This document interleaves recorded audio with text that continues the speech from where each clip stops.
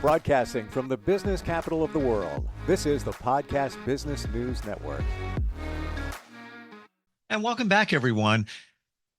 This is a fact of life, I truly believe, especially as we get older and our population is aging. The numbers there are pretty huge than in past decades. But at some point, you might find yourself in the role of caregiver, whether it's for a spouse or just somebody close to you, somebody you love. How do you navigate through those challenges? And there are many of them.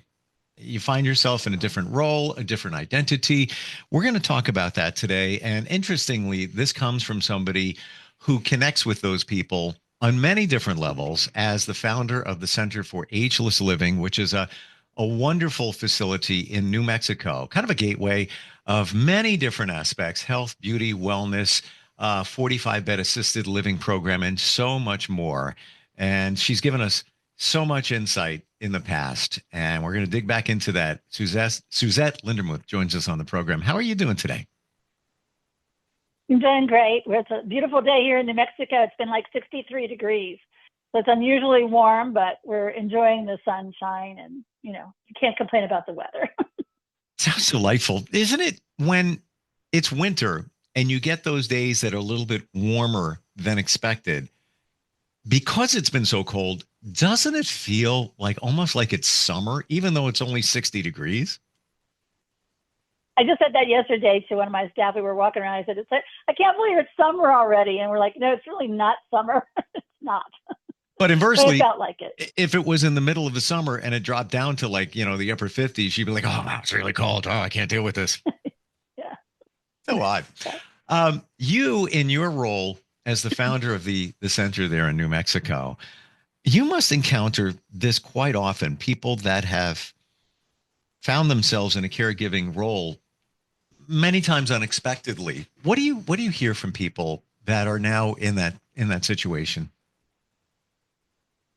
I think most of us, realize that over the course of a life, things change, and we have to recognize that our roles do change. Some of us are mothers, and then we're sisters, and we're caretakers to our parents and our children. And then, sometimes we become caregivers to our spouses. And so it becomes a challenge to navigate those roles. And it's not just for women, it's for men too. I mean, obviously this is a journey that we all have. And I think it's one of those things that, we just really have to put into perspective, as things change. What can we do to enhance the quality of the lives of those that we're caretaking to, but also protect our own selves and our own quality of life. And I think that balance is extremely difficult, particularly for women. And I will say that most women that I know, my friends and I, we all married older men. And so, there's usually a 10-year gap, and sometimes it's the other direction. But generally speaking, I think that 10-year gap, particularly when you hit 65 and then 75, 75, 85, that ratio really creates the dynamic that your role changes. It just is inevitable that things will get different in terms of those relationships.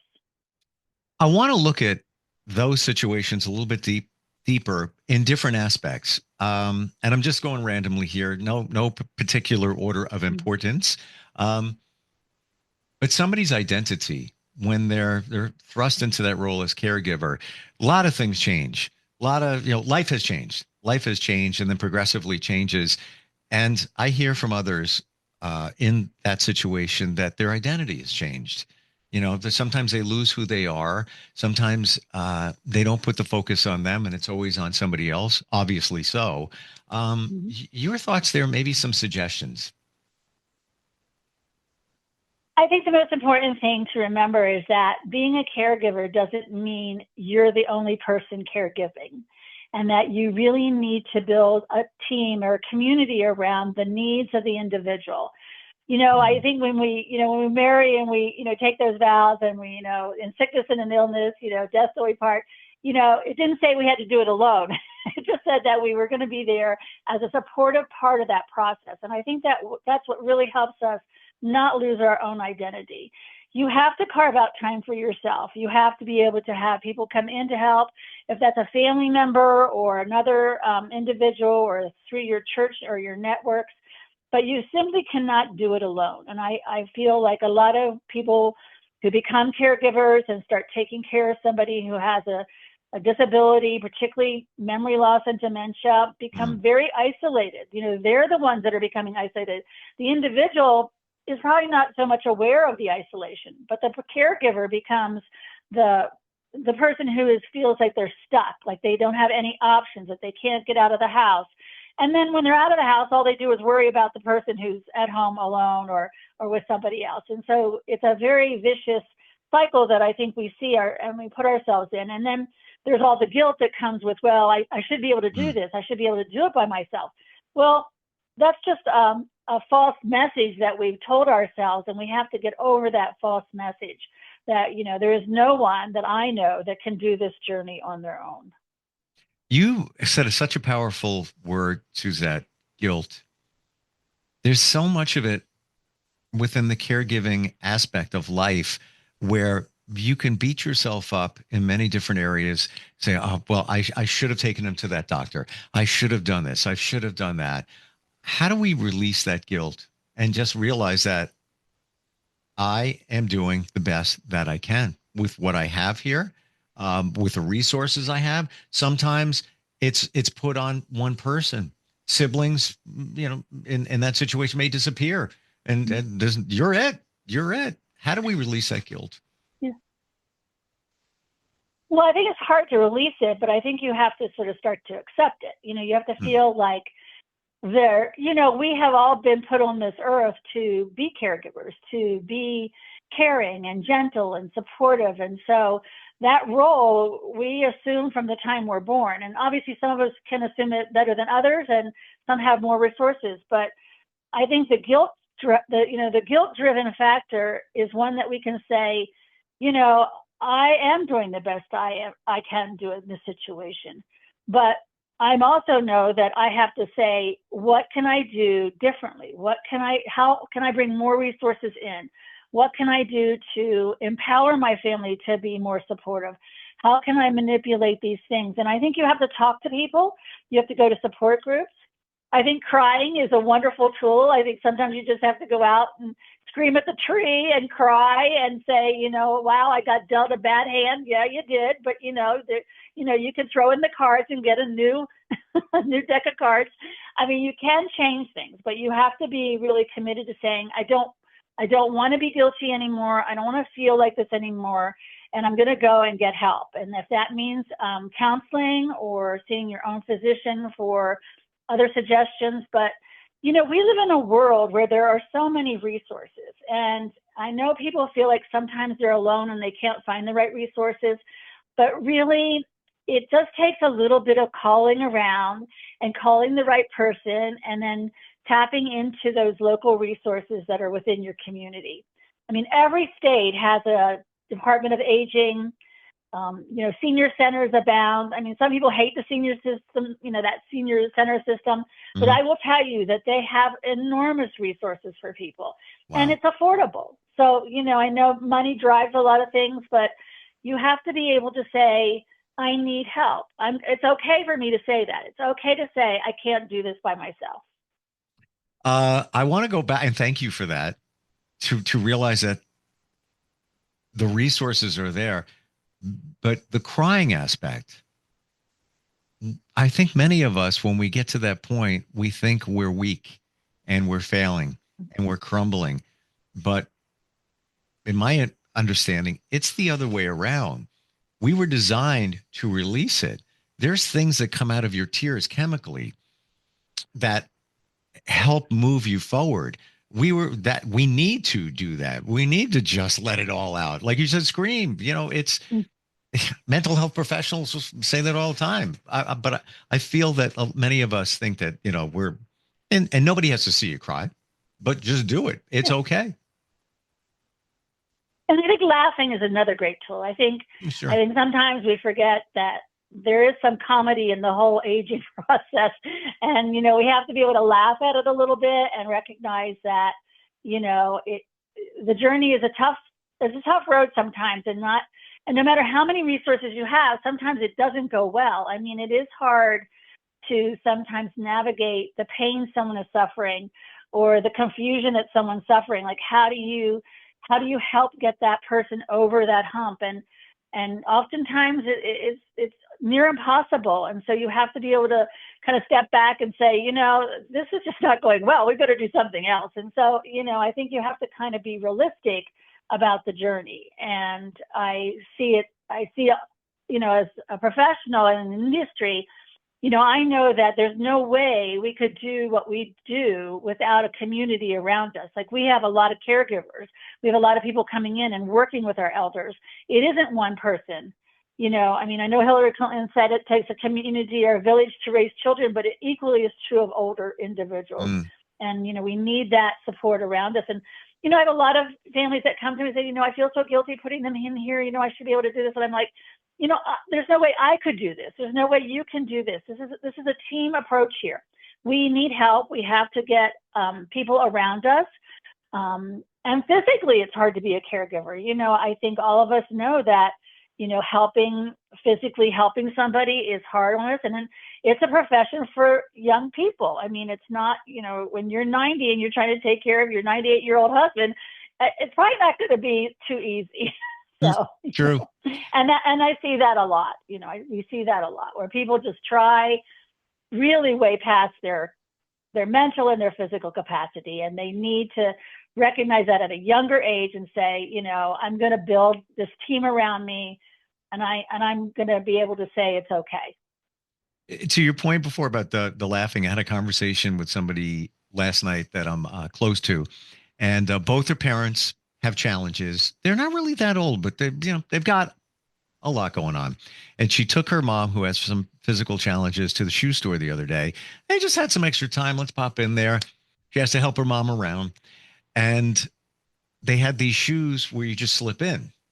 And, they're pretty cool shoes. And her mom is trying to do it. And she's like, I need a shoehorn to get my feet in here. It's not doing it. It's like, Mom, they're designed for that. They have a built-in shoehorn. And she was laughing about it. And you could take it from the other camera angle and get frustrated, like, oh, Mom, what are you doing? And they were just laughing at it, like, Mom, look what you're doing. Look, take a look down there. Put your foot in there. You have to look at it in that way. Yeah. It's life. How does somebody navigate all of the logistics, the medical aspect, the record keeping, the insurance? There is so much going on.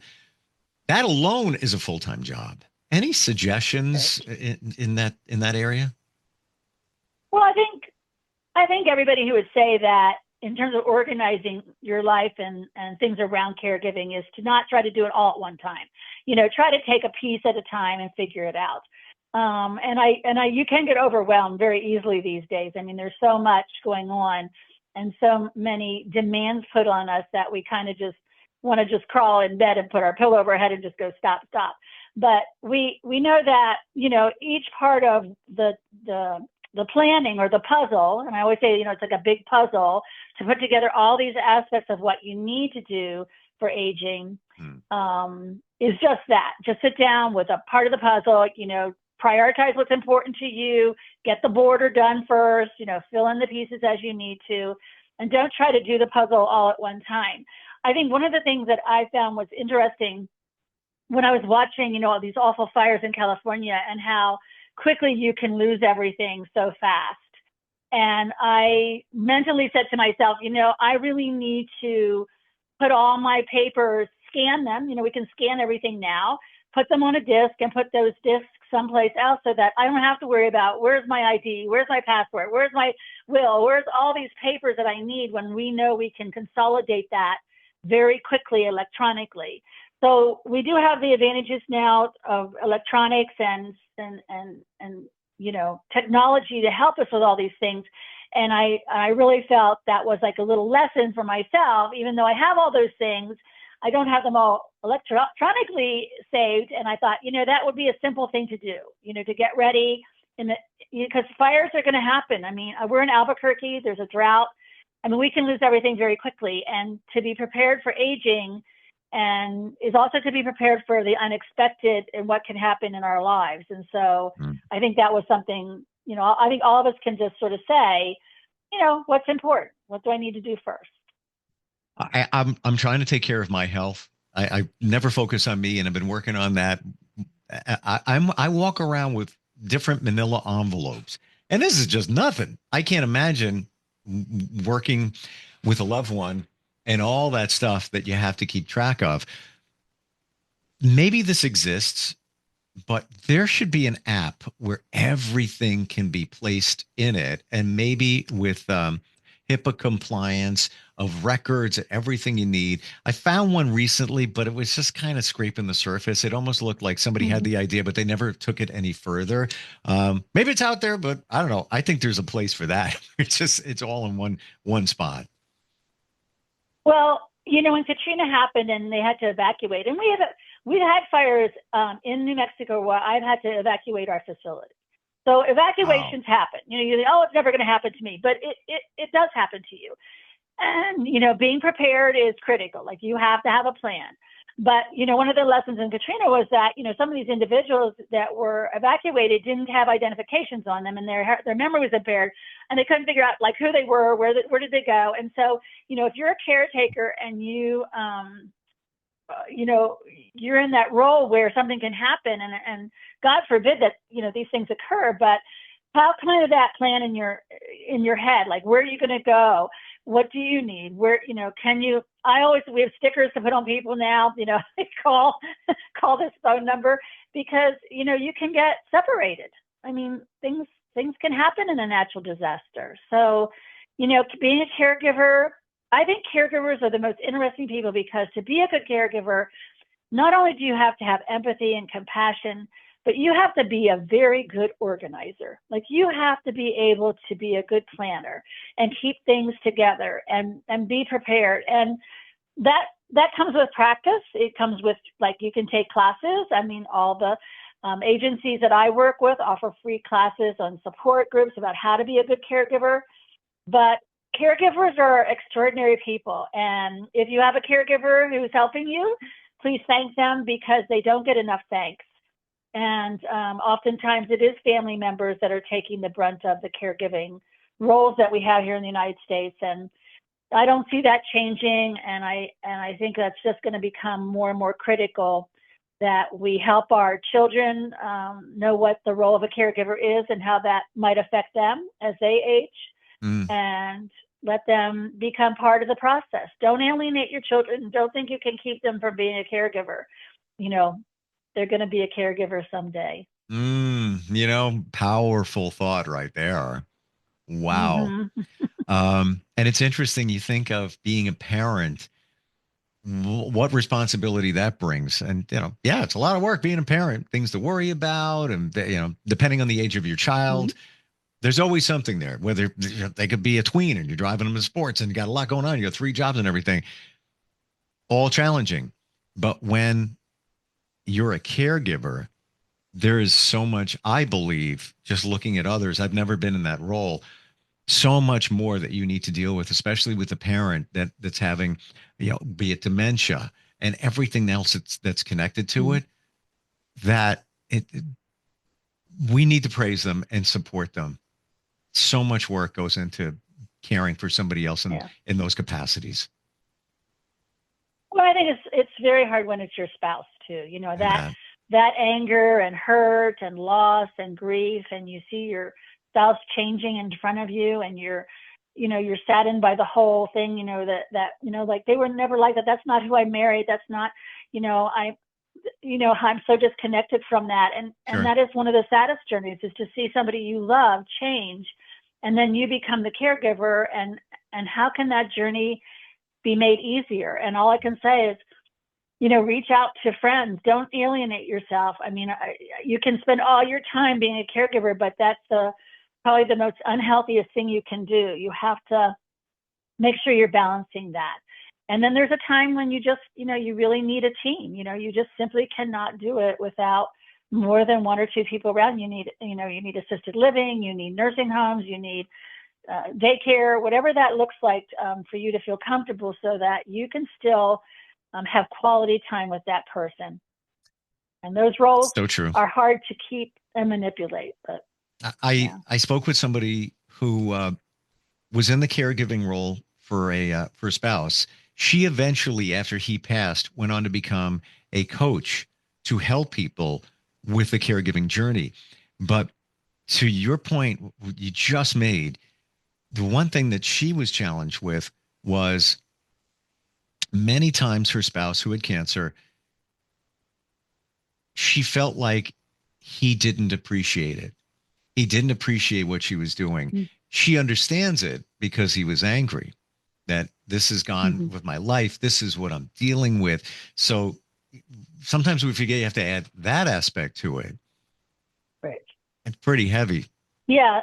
Well, and there's a lot of anger over, illness. I mean, Sure. My good friend just went through the death of her husband with cancer. And again, he became very angry, angry towards her. And, she just was lost with what to do with that anger. And, all you can do is, again, try to process it, understand their pain, but that doesn't make your pain any less sometimes. It's kind of hard to find that middle road. But luckily, she has friends and family and, everybody came around and tried to support that process. But it is hard and it's very difficult to balance it. And, even I, when, a good thing is that when somebody can't hear, when your husband or your wife, they start to lose their hearing and you're trying to talk to them, they're going, what? And you're like, get a hearing aid. Like, what's wrong with you? And, they just don't want to accept it. And then you're trying to get, you're feeling this frustration. And so, even simple things like that, at some point you just have to stand back. It's okay if you can't hear me, never mind. Yeah. Just But, at that point, just throw your arms up. It's That's frustrating. it. just never mind. Love it. You have But, so much insight. It's a challenge. So much insight from a different perspective in being part of the center, the founder of the center in New Mexico. If somebody wants to reach out to you in any level whatsoever, how do they find you? You can email me at Suzette, Suzette, at nmagelessliving.com. You can go to our website, nmagelessliving, and find us. Lots of information on the website about the center. If you're here in New Mexico, give me a call. I don't charge for advice. People call me all the time asking me questions about things, and I'm happy to share my experiences. My experiences aren't everyone's experiences, but you can get a little glimmer of some information. So if I can help, give me a call. Totally appreciate it. Thank you so much for being here today. And we overlook this, how important it is to support people that give care to loved ones. And I appreciate it. Thank you.